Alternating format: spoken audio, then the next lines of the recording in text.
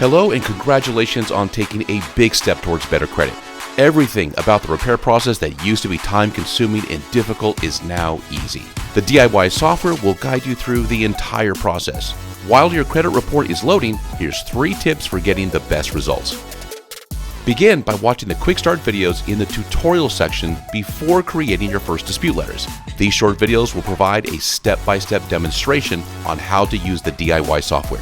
Create and mail your first dispute letters as quickly as possible. The dispute plan on your dashboard will show you what tasks need to be done and when they need to be done by. It's easy, and the software is going to do most of the work for you.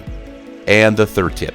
A successful dispute strategy almost always requires more than one round of disputes. Every 40 days, the DIY software will automatically connect to your credit report provider to show you what was repaired or deleted. For the accounts that were not repaired or deleted, the software analyzes your credit report again, then changes strategies for a second, third, and sometimes even a fourth and fifth dispute might be needed.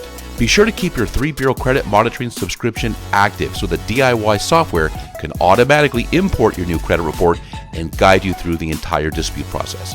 And that's it. Let's go to your dashboard and I'll meet you in the quick start videos.